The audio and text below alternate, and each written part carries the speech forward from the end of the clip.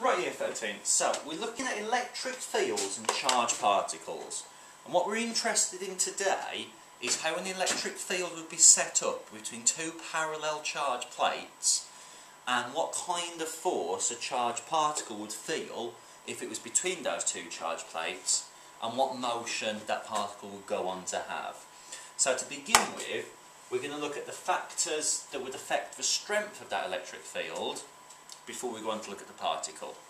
So, if we wanted to set up this electric field between two plates, we'd have some kind of electric source. Here we've got a cell. That cell's got a potential difference across it. We'd have two parallel conducting plates with a gap between them. So we've got positive charge on one side, negative on the other, and an electric field is set up between them. Field lines are linear, they're not radial in this case. So the electric field strength depends on two things here. Common sense really. It's proportional to the size of the potential difference.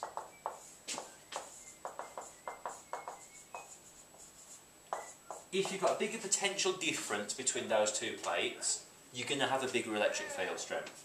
It's inversely proportional to the distance between those two plates. If they're closer together, you've got a stronger electric field. If they're further apart, you've got a weaker electric field. So if we look at the units, we've got volts for PD, metres for distance. So that gives us voltmeters to the -1 for our electric field strength. Really nice place to start, because this isn't a complicated A2 problem solving kind of equation. There's nothing you can do to that really to make it difficult. We're going to do one example before we move on to the electron gun, which uses this to describe how electrons would behave in that field.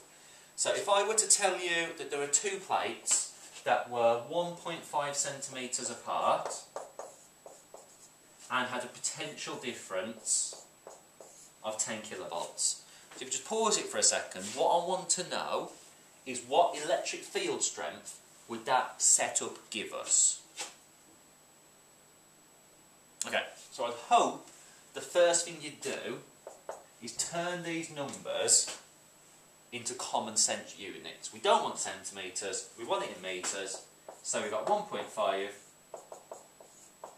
times 10 to the -2 metres. We don't want kilovolts, so we've got 10 times 10 to the 3 volts. Hardest part's over. We've turned it into sensible units. Our next step is just to plug those numbers into our equation. So our PD is 10 times 10 to the 3. Our distance is 1.5 times 10 to the -2. And that ends up giving us an electric field strength of 2.8 times 10 to the 5 volts per metre squared. You should be able to figure that out with a calculator. We should also have been able to figure that out using some common sense with our units.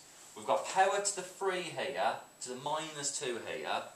If we're dividing by a minus power, going to be added to what's on top, so they're going to be added together, so we're going to end up with 5.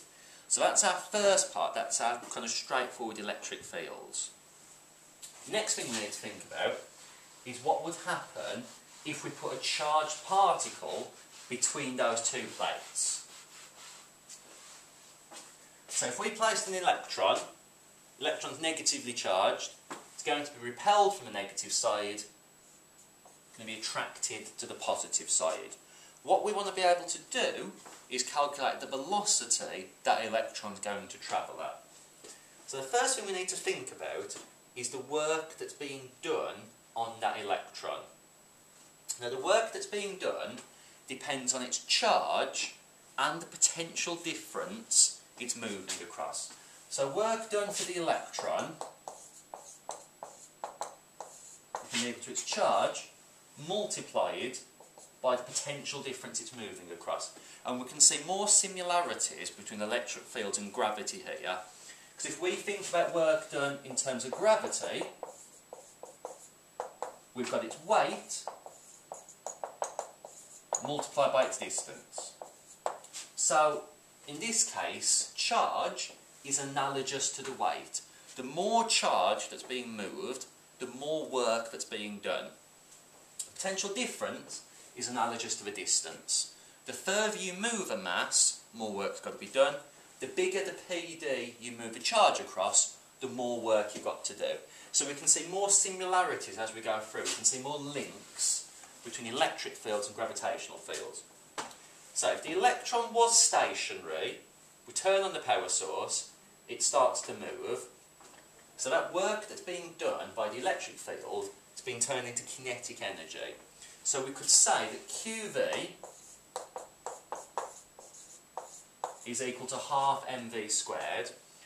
Often you will see it as little ev equals half mv squared, where E is the charge on an electron. If it was a mote of dust that was positively charged, we'd use QV. As if it's an electron, which it almost always is, we'd use little e. It doesn't make much difference. Right, what I'd like you to do is, can we rearrange this equation to give velocity as the subject? Remembering that this is potential difference.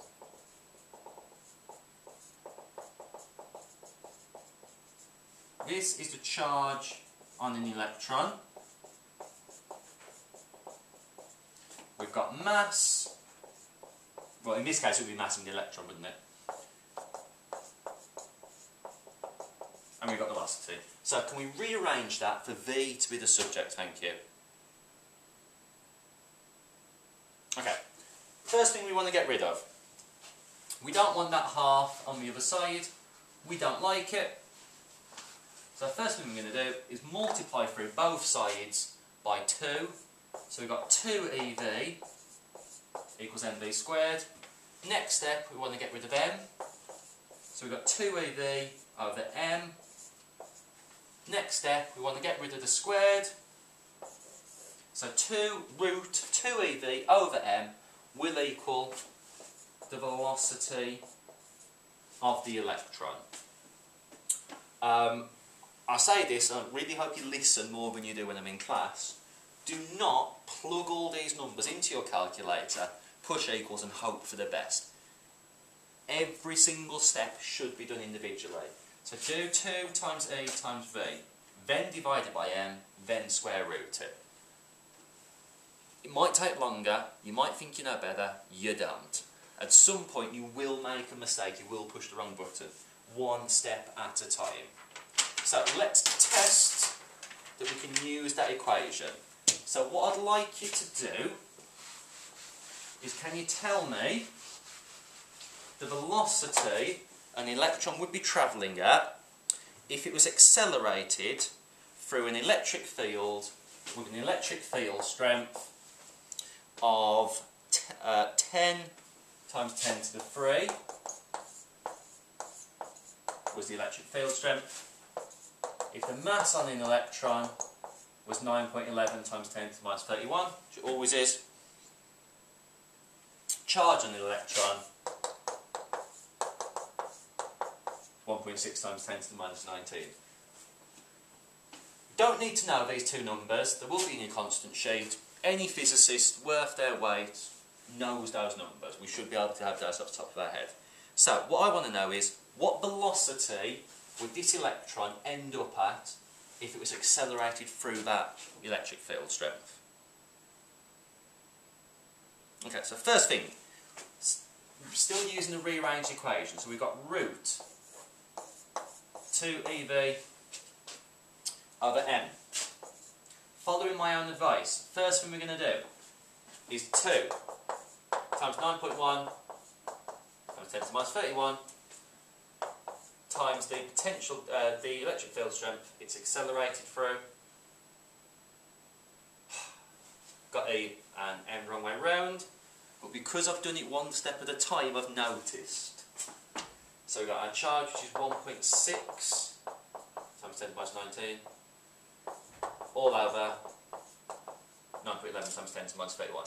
So the first thing we're going to do is our top line. So that ends up giving us 3.2 times 10 to the minus 15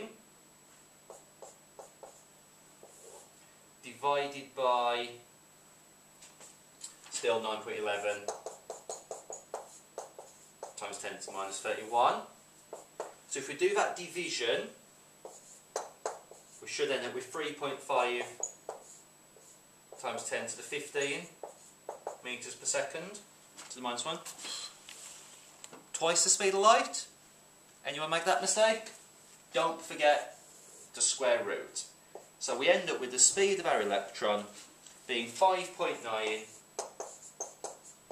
times 10 to the 7 metres per second to the minus 1, which is roughly 20% the speed of light. Pretty fast, but you know, electrons are. So, what I want you to be able to do is to arrive to our lesson on Tuesday. If there's anything you've not understood here, first question you want to ask me is, I didn't understand this part of the course, can you help me with it, sir? If you can do those two problems, make sure you're happy with them, make sure you can rearrange it, make certain you can explain the concept to somebody else, then we'll be doing the problem solving on Tuesday. Okay, thank you, Year 13.